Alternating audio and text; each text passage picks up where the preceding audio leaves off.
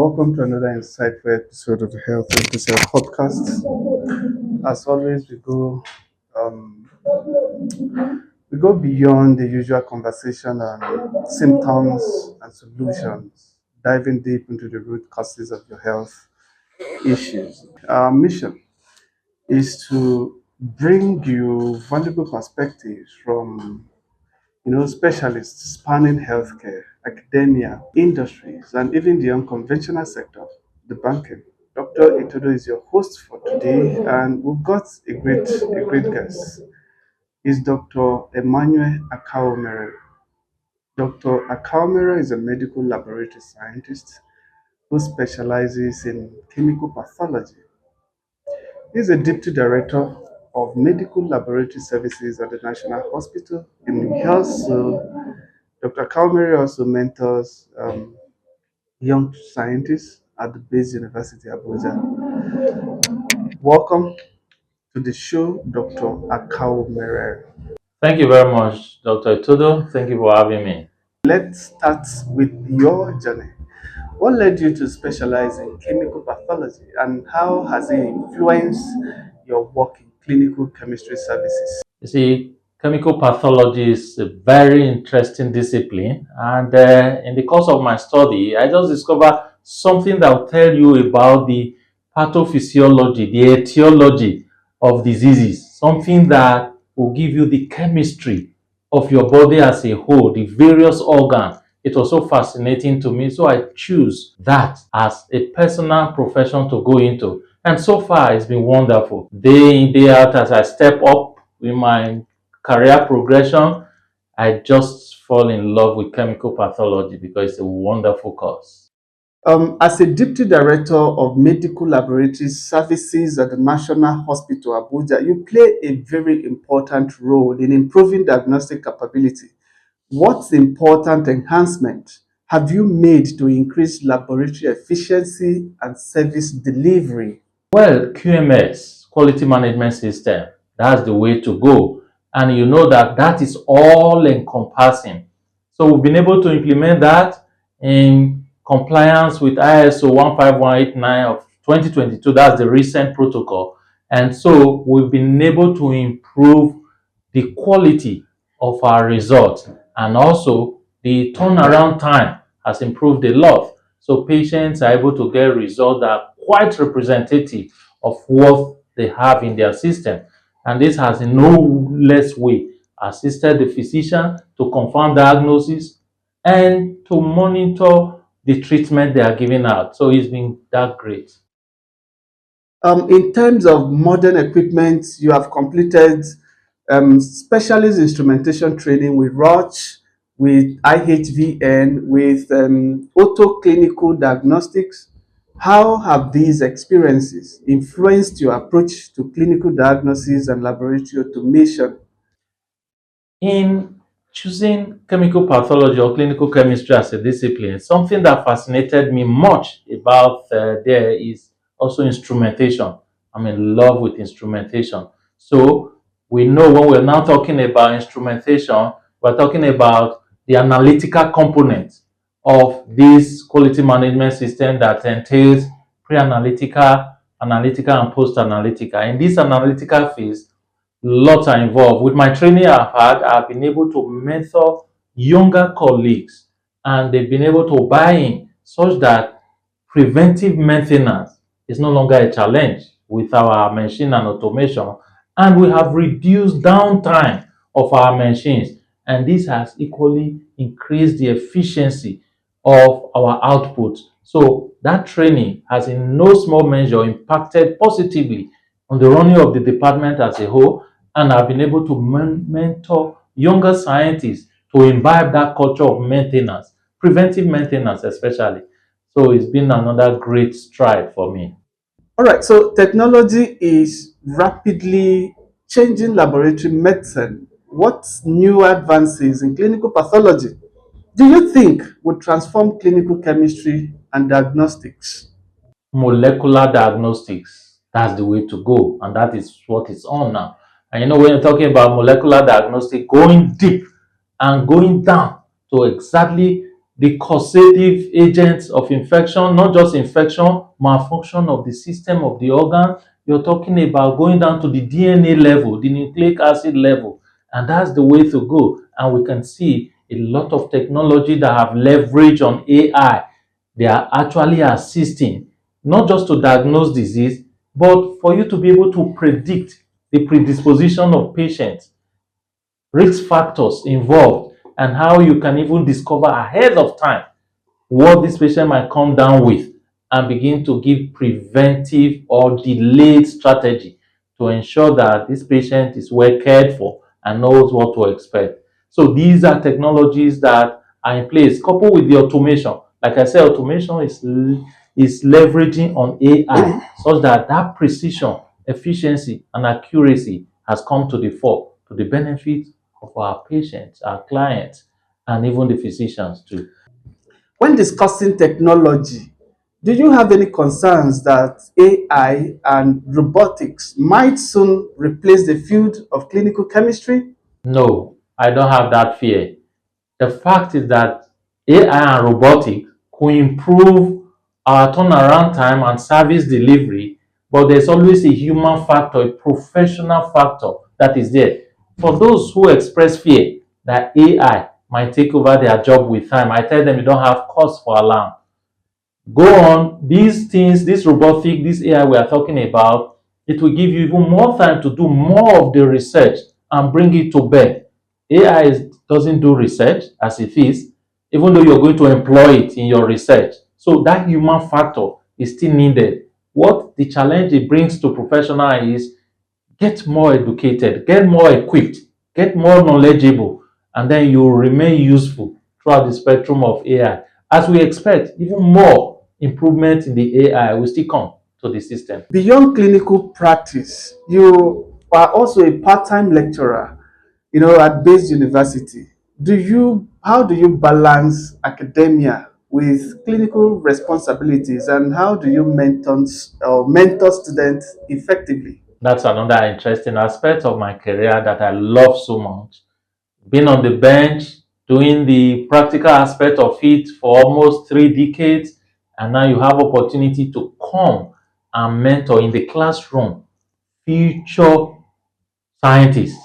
It gives me a great opportunity for me to be able to mentor them what I have learned on the bench over the years, bring it to the class. Some of them, they always have phobia when it comes to chemical pathology or clinical chemistry. So what I do, I demystify that for them, and they begin to see the beautiful aspect of it, and that is a way to go, and that they are going to find joy, happiness, fulfillment in choosing chemical pathology as a profession, as a course they want to delve into. So coming to the classroom has made many of them to now see that the idea that chemical pathology, clinical chemistry is so difficult, is so less understandable, it has demystified them, and lots of them are in love to go that way. What advice will you provide to students seeking to specialize in chemical pathology so that they can make the most of their contributions in research and clinical practice? I'll just tell them that they should just come. They should just make the choice. The sky is not their limit. The sky is just the beginning for them. When they see the fascination that's involved in clinical chemistry, can you imagine getting to know the chemistry, the physiology of how your system, your organs, how they function, and in some cases where they are challenged, the chemistry of the degeneration or disintegration or the effect of those disease conditions on the organs, and how when there is intervention by the physician, how you play a very vital role to monitor that treatment, to be able to tell the patient or the physician to say this is your intervention, yes, it's working well. Empirical evidence, not just physical evidence. You know that you occupy a very enviable position in healthcare delivery in that case, because all will always revert to you. Send samples, please let's know how we are doing, how our invention or how our intervention, how is it affecting the prognosis of this. So these you can see. I tell the students that when you make that choice, beside that, research. research, research is the key, and it's what is needed to keep propelling you and making you to find joy in what you are doing. Let's look at your research work.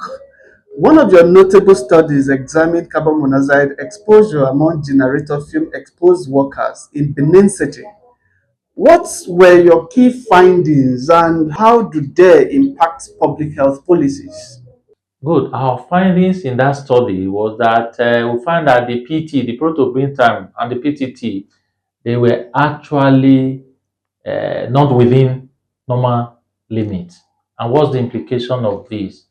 That the carbon monoxide that they inhale has a deleterious effect on this PTT, and so it's bound to affect those who inhale these fumes where they are repairing generator.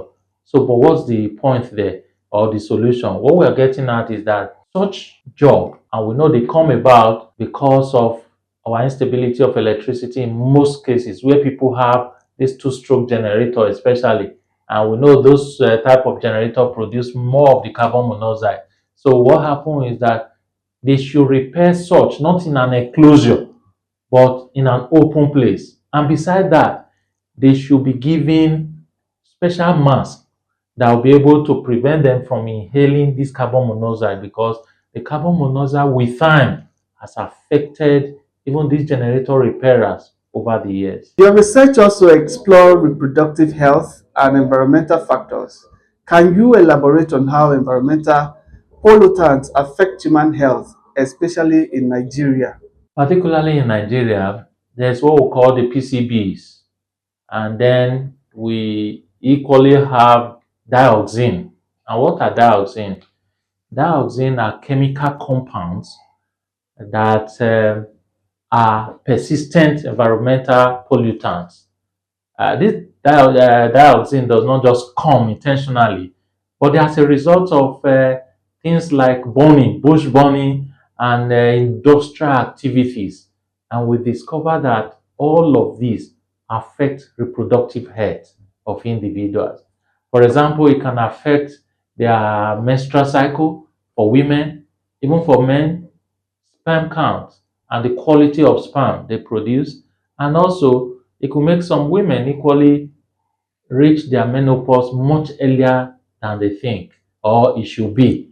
And these are environmental factors. And again, too, you see, because of poor maintenance, or sometimes because of the poverty status, we get to houses where you see there are cracks here and there, and people are still living in there.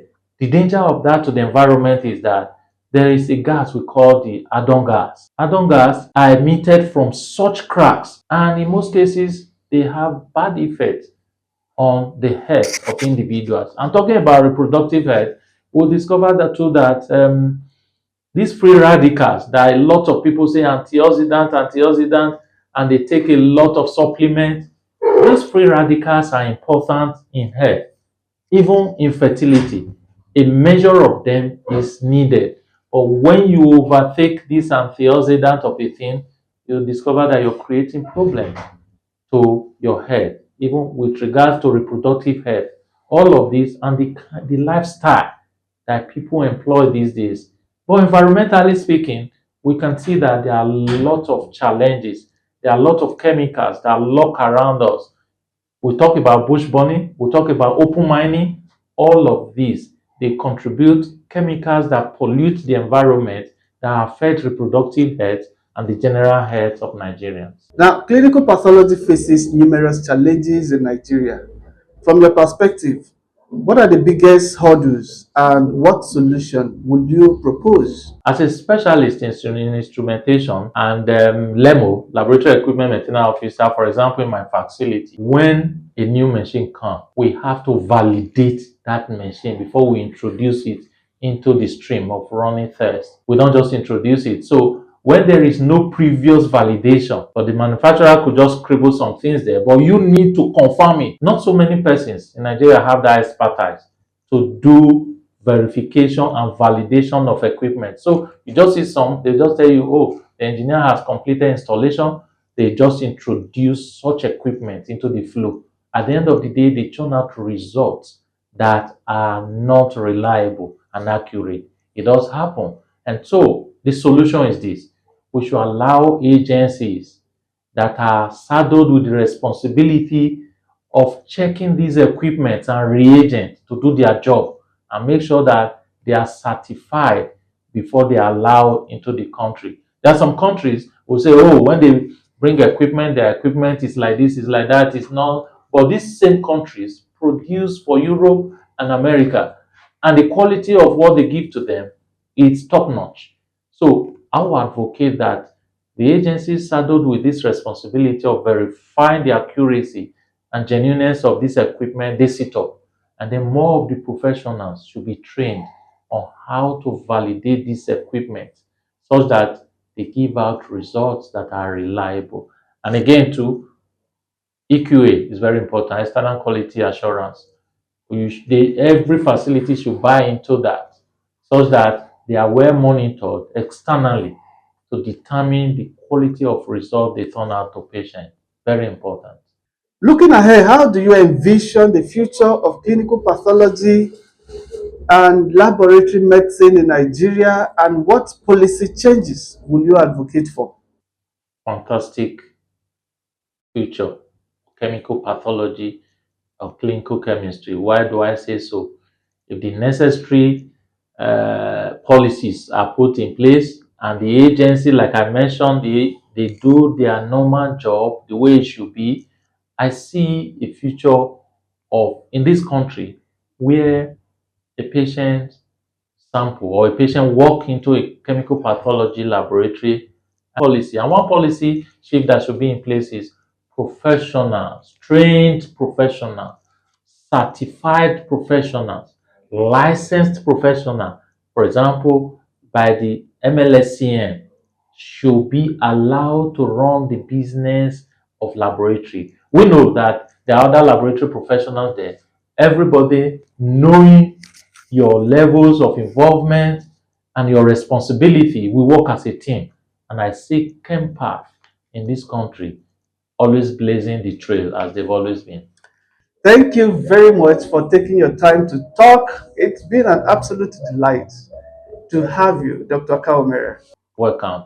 Thank you. If you enjoyed this conversation, don't forget to subscribe, share, and stay tuned for more deep dives into the world of medical laboratory science. Until next time, stay curious and stay healthy.